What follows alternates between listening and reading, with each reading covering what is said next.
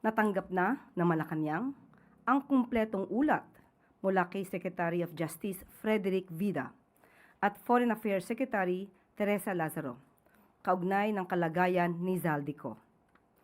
Batay sa kanilang high-level engagements sa mga opisyal ng Czech Republic at sa mga kinatawan ng European Union, malinaw na ang mga hakbang na ginagawa ay nakaangkla sa paggalang sa umiiral na mga batas ng EU at ng kani-kanilang member states. Ang ganitong mga usapin ay nangangailangan ng masinsinang diplomatikong proseso at koordinasyon sa pinakamataas na antas, at ito mismo ang ating ginagawa mula nang matukoy na hawak siya ng Czech authorities kaugnay ng paggamit ng invalid documentation. Sa kasalukuyan, kumpirmadong wala na sa kustodiya ng Czech authorities si Zaldico. Meanwhile, the DFA has received highly reliable information that Zaldico has a pending petition for political asylum in France. He has been requested to be transferred to and is now under the jurisdiction of French authorities. All missions in Europe have been instructed to obtain further official confirmation. Nananatiling matatag ang posisyon ng pamahalaan. We will work with foreign governments through every legal channel available under international laws to bring Zaldico home and face the graft and malversation cases filed against him. Gagawin natin ang lahat ng naaayon sa batas at sa diplomatikong proseso. Yan po ang ating statement sa araw na ito. At maaari na po akong tumanggap ng inyong mga katanungan. Unang tanong mula kay Rafi Ayeng, Daily Tribune. Hi ma'am, good afternoon po. Ma'am, sa kumpirmasyon ni SOJ na wala na nga si Zaldico sa Czech Republic, ano po ang susunod na, hakbang bukod po sa binanggit, ng gobyerno bukod sa binanggit niyo? Of course, patuloy pa rin po ang gagawin ng gobyerno para po mapabalik at mapauwi si Zaldico dito sa ating bansa at para maharap niya ang kasong naisampa sa kanya. At bukas po ay magkakaroon ng pagpupulong. Pinatawag po ng ating Pangulo ang ambassador ng France at pati ang ambassador ng Czech Republic or charge d'affaires. At para mapag-usapan kung anong pagkukulang, kung anong dapat na ginawa at ano yung dapat na maaari pang gawin para maibalik si Zaldico dito sa ating bansa. Ma'am, and last question po. There are calls na ilabas ng palasyo ang total costing ng pagpunta ng Prague ng government team sa Prague. Is the palace inclined to do this? Para lang kasi ang sinasabi is wala naman daw nangyari at dahil hindi naman naiuwi si Zaldico. Hindi naman po nagpunta doon ang ating mga opisyal para magbakasyon. Pinunta po nila doon ay trabaho para po sa kondisyon at kalagayan ni Zaldico.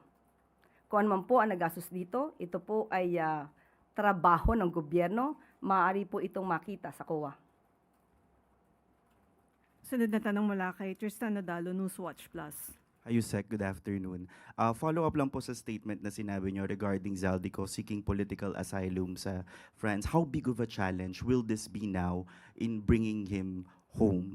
Lalo na po, di ba, once nag-apply ka ng asylum, but once nag-start yung process na yon, medyo mahirap, complicated na po yung magiging status. Dapat din po natin igalang kung ano ba ang batas at polisiya ng ibang bansa kung saan siya nag-file ng petition for asylum. At maaari, isa to sa maaari mapag-usapan ng ating Pangulo sa ambassador ng France. Following the announcement of the Justice Department po kagabi rin na wala na nga po si Zaldico sa Czech Republic, ilang mambabatas po ang nagbigay ng kanilang komento on what happened. You have Akbayan Representative Chel Jokno saying isang malaking kapalpakan, the government must explain what happened and they must also assure the Filipino people that they are doing everything possible to find Zaldico. Si Senator Ping Lacson naman said, our government has nobody to blame except itself. Comment lang po, ma'am. Unang-una po, hindi po isinawalang bahala ng pamahalaan. Lumalaman natin, na malaman ng Pangulo at ng gobyerno na nasa kustodiya ng Czech authorities, si Zaldico, agad pong pinaalam ito sa inyo. Alam po at agad pong nagtrabaho at pinapunta ang ating mga high-level officials doon. Nagkataon lamang po na mayroong batas na sinusunod din po ang Czech Republic dahil wala pong nalabag na batas si Zaldico sa Czech Republic. Ang tangi lamang po nag-issue kung bakit siya po na-hold at siya po ay nailagay sa kustodiya ng Czech Republic ay dahil sa invalid documentation. Last na lang po, ma'am. Given na nagkaroon nga po ng yung information na nandun siya sa Czech custody and then eventually he applied for asylum for France, meron na po bang nakikitang lapses yung administration, let's say, sa bakit nakalusot pa si Zaldico from Czech to France? Is that something that the President would like to look into? Sa ngayon, ayon sa Pangulo ay wala siya nakikitang dapat sisihin dahil lahat po ng opisyal na na-involved dito para po alamin kung ano ang nangyari at anong kondisyon at that time ni Zaldico ay nagtrabaho po na maayos. Follow-up question mula kay Chona, UDZRJ. Ma'am, you said Zaldico is under jurisdiction ng French authorities. What do you mean by that, ma'am, para hindi lang kami mamali sa pag-report? Nasa France na po siya dahil doon po siya nag-file ng petition for asylum at hiniling po ng bansang France na dalhin si Zaldico sa France because of the pending petition for asylum. Hindi naman to, ma'am, for the, yung word na custody or what do you mean na under jurisdiction? Nasa bansa na po siya ng France. French authorities, under French authorities? Hindi po siya nakakulong. Kailangan lang po siyang dalhin doon dahil meron siyang pending petition for asylum. Wala naman po siyang violation or recorded na violation sa French. Wala pong naipapaalam pa sa atin. Kailan siya, ma'am, nag-apply ng asylum? Wala pong detaling ibinigay sa atin, yan lamang po ang binigay sa kasalukuyan. Thank Okay, you. let's stick to one question, one follow-up, so the others can also ask questions. Next question, Ivan Mayrina, GMA7. Yusek, following the confirmation by Secretary Vida that Zaldico is no longer under the custody of the Czech Republic, ano ho naging reaksyon ng Pangulo dito? Would you say that he was disappointed, he was angry? Ano ho yung naging reaksyon niya? Nakausap po mismo natin ang Pangulo ngayong araw at sinabi niya na disappointed siya. Dahil malapit na sana natin na pauwi si Zaldico. But since meron nga pong ibang bansang involved at ang lumalabas lamang po na kanya na-violate ay ang paggamit ng invalid documentation. So, ang bansang Czech Republic po ang siyang mag-uutos kung anong gagawin kay Zaldico. Batid din po siguro ng Pangulo na hindi lamang siyang dismayado, kundi marami sa mga Pilipino ang umasa, lalo't sa kanya nang galing ang anunsyo. Doesn't the President feel compelled to issue an apology over the announcement that he made himself? Balik ko ang tanong, saan po siya dapat mag-apologize? For at the very least, raising expectations that Zaldico will be made to answer to the Filipino people. Lahat naman po tayo ay umasa. Lahat naman po na dapat gawin ay ginawa ng Pangulo at ng administrasyon. Ang kanyang inireport naman po ay tama. So, wala po tayong nakikita na maaaring sabihing pagkakamali ng Pangulo dahil hindi po ito tinulugan ng Pangulo. Pero since ipinatatawag po niya ang ambassador ng Czech Republic at ng France para malaman kaninyo kung ano ang mga pwedeng nagawa sana, is that an admission that something went wrong somewhere? Yan po ang pag-uusapan. Kung meron nga ba tayong pagkukulang o meron bang hindi nagawa para po mas maliwanagan tayo, ano pa ang dapat gawin at ano pa ang dapat maitulong ng ibang bansa, lalong-lalo naman po na tayo naman po ay meron tinatawag na United Nations Convention Against Corruption. So, ang kaso po na kinakaharap ni Zaldico ay patungkol sa malversation. So, aalamin lamang po ng Pangulo, ano ba ang dapat pang nagawa? Dahil sa atin pagkakaalam, sa pagkakaalam ng Pangulo, lahat po ng dapat gawin ay ginawa na. Thank you. So, tanong mula kay Alvin Baltasar, Radyo Pilipinas. Yusek, good afternoon. Yusek, alam namin na all efforts will be done by the president para lang mapauwi si Saldico. Is there a possibility na tawagan din ni Pangulo ang presidente ng France since nagkausap na rin sila way back, if I'm not mistaken, September 27, 2023, para lang mapauwi talaga si Saldico? Pwede ba dumating doon sa point na yun? Sa ngayon po ay hindi po ako makakapagsabi kung ano po ang balak ng Pangulo. Pero sa ngayon, ipinaalam po sa atin na inimbitahan niya na po ang ambassador ng France, ambassador ng Czech Republic, at ang charge d'affaires. Yusek, ngayong nag-file ng asylum si Saldico, medyo mahihirapan ba ang Pilipinas kung sakasakali? Kasi sa mga, sabi rin ng mga legal experts, mukhang mahihirapan yata pagka nag-seek ng asylum si Saldico. Yan po ang dapat na masinsinang pag-aralan pa dahil hindi lamang bansang Pilipinas ang involved dito, may ibang bansa na. Salamat po, Yusek. Sunod na tanong mula kay Ace Romero, Philippine Star. Yusek, meron ba tayong impormasyon anong basehan ni Zaldico for seeking asylum? Ano yung mga sinasite niya for that application? Or grounds for seeking an asylum? Political persecution. So clinically niya he's being politically persecuted here in the country, so he's seeking an asylum sa France. Yun ang inihatid sa ating impormasyon. Ano naman po ang inyong masasabi sa ganong claim, Nico? Unang-una, bago po siya, sa ngayon, hindi ko po alam yung pinaka-timeline, anong date, kung kailan siya nag-file ng petition for asylum. Pero alam natin na bago pa man nangyari ang lahat, siya ay hinahabol na at pinababalik dito para sagutin ang mga alegasyon tungkol sa malversation, pagnakaw di umano ng pondo ng bayan. So, wala pong masasabing political persecution dito. Maliwanag po yan. Salamat po. Sunod na tanong mula kay Mads Moratillo, Net 25. Hi, ma'am. Ma'am, baka lang po alam niyo po yung timeline, gaano katagal na na-hold sa Prague or anywhere sa Czech Republic si Saldico? Inabot ba ito, ma'am, ng ilang araw or oras? Batay na rin po sa report ni Secretary Vida. And from Czech ay pumunta po siya diretso ng France. Ganun po ba? Ang pinakadetalye po ay si Secretary Vida ang magsasabi pagdating niya po dito sa Pilipinas. Dahil karamihan po dito ay confidential in nature. So, hindi po ako makakapagbigay na anumang detalye. Sunod na tanong mula kay Ivy Reyes, Bilyonaryo. Hi, Yusek. Good afternoon. What can the palace say about Secretary John Vic Remulla's apology? He apologized for making a pronouncement that the Philippines can make Zaldico return back to the country in 1 to 3 weeks. Ulitin po natin to at gusto ko po liwanagin. Yung sinabi po ni Secretary John Vic na maaaring mapauwi in 2 to 3 weeks, galing lamang po ito kay Secretary John Vic Remulla. Hindi po ito pronouncement ng Pangulo at hindi rin po ito pronouncement ng Palasyo. At kung siya po ay nagbigay ng, nag-apologize for that, or doing that, or for saying that, matatanggap naman po ng lahat. Dahil nakita po natin ang sitwasyon, pero muli, hindi po galing kay Pangulo ang opinyon na ibinigay ni Secretary John Vic Remulla. But ma'am, what does this say about the messaging and coordination among cabinet members?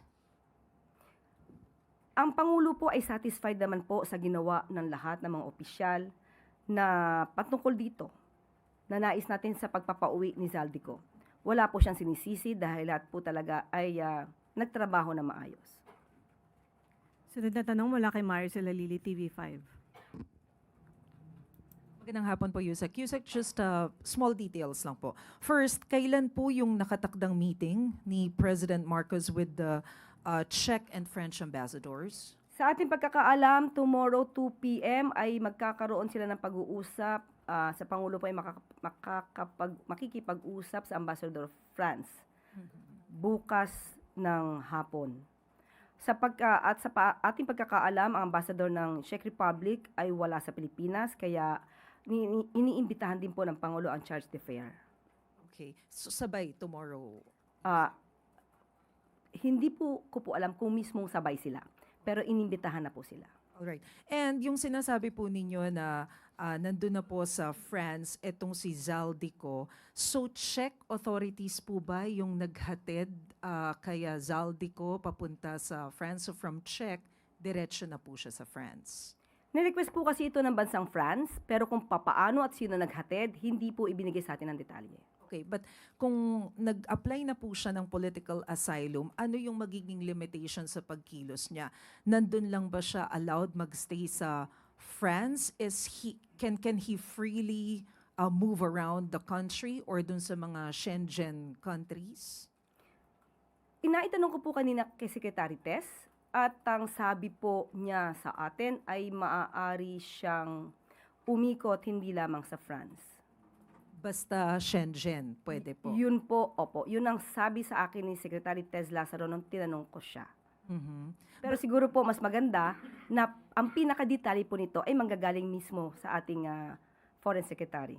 But since meron na pong coordination yung Philippine government sa France and sa Czech Republic, can we say na closely monitored na si Zaldi? Identified po ba natin yung exact location niya?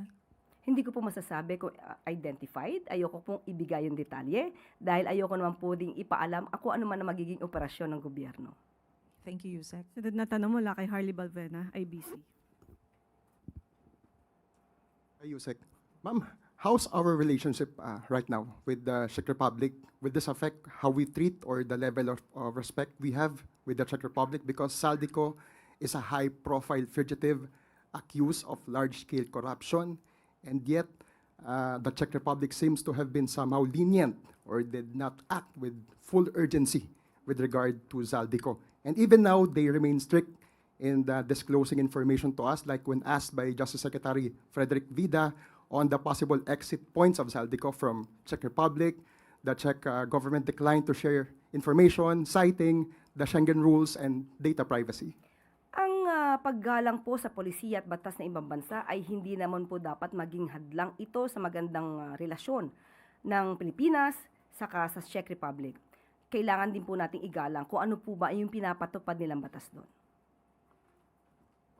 So, ma'am, will this scenario serve as a lesson for us that in the future we can strengthen the relationship with Czech Republic? We can, pwede na po tayong bumuo ng, for example, extradition treaty or other cooperation po para maiwasan na po yung mga ganitong Actually, nangyayari. pag-uusapan po yan, yung mutual extradition process.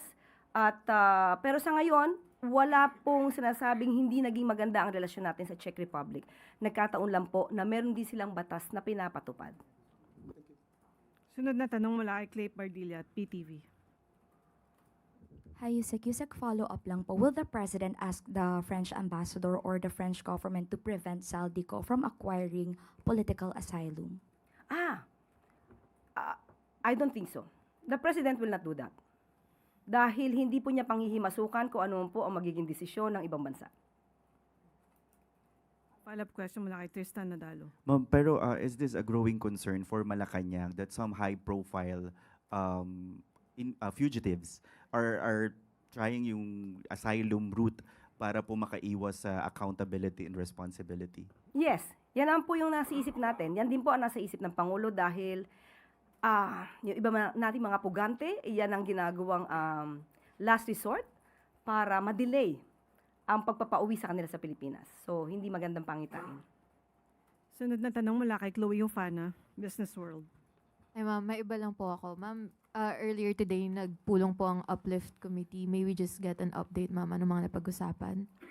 Okay, bigyan ko ng konti. Supposed to be dapat bukas na to, pero bibigyan ko kayo ng konting detalye. Okay, tungkol sa Uplift Committee meeting, napag-usapan po ang balak na gawing batas. Ipapasa po ang proposal na magkaroon ng Uplift Bill. Ang layunin po nito, unang-una ay alisin ang 2 taong pagbabawal sa pagsasama sa panukalang budget ng mga item na idineklarang ipon o savings.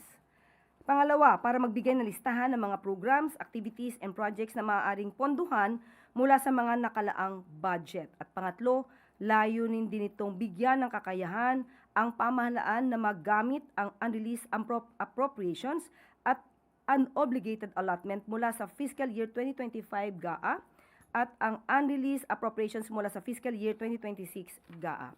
At good news po dahil sa ngayon ang buffer stock ng supply ng langis ay tumaas mula 52 hanggang 54 days. At napag-usapan din po ang malawakang rollback sa presyo ng diesel. At ayon din po kay Secretary Kiko Tiu Laurel Jr., may sapat na supply ng bigas, chicken, pork at yun. Sa Pilipinas na aabot sa katapusan ng taon. So, and by the way, meron po tayong Uplift website, www.uplift.dbm.gov.ph, kung saan makikita po natin ang pinakaprograma ng Uplift ng ating pamahalaan para mapakita natin ang 5 pillars ng Uplift, ang saving lives, ensuring sufficient supply of fuel, assisting sectors in need, keeping food prices within reach, and ensuring supply of electricity. So far yan po ang summary ng napag-usapan po kanina. Ma'am, may timeline na po ba tong uplift bill? Gagawin po ba siyang urgent or priority bill? Yes. Dahil napapanahon, dapat lamang po. Yes, ma'am, priority and urgent. Wala pong naibigay sa ating timeline sa ngayon. Hindi ko po, walang naibigay sa ating timeline. Pero definitely, ito ay papamadaliin. Okay, thank you. Sunod na tanong mula kay Samuel Madinilla, Business Mirror. Good afternoon, ma'am. Magpa-follow up lang rin po ako dun sa yung na-mention po nila sa Uplift Committee. May na-mention po na parang funding request. May total na po kaya na proposal yung Executive Department na special budget request sa Congress under dun sa bid. Sige Sam, mamaya siguro kukunin ko yung pinaka-numero kasi wala sa aking summary dito pero bibigyan kita ng pinaka-complete report for that. Ayun, ma'am. Tapos sa other matters na lang po, meron po ba rin update po ang Malacanang kung aprobado po ni President Marcos yung proposed bridge connecting Aklan to Boracay po? Nabalitaan na po natin, nabalitaan din po ng Pangulo ang nangyayari po dito. At sa ngayon po, pinamamahala muna kay DPWH Secretary Vince Dizon. At kanina lamang po ay humingi po tayo ng update patungkol po dito. Pero sa ngayon po ay hindi pa po niya tayo nabigyan ng update. Pero once nabigyan niya po tayo ng update ni Secretary Vince Dizon, ibibigay ko po rin sa iyo, Sam. Pero approve po ba siya ng Pangulo? Hindi ko pa masasabi sa ngayon. Thank you po.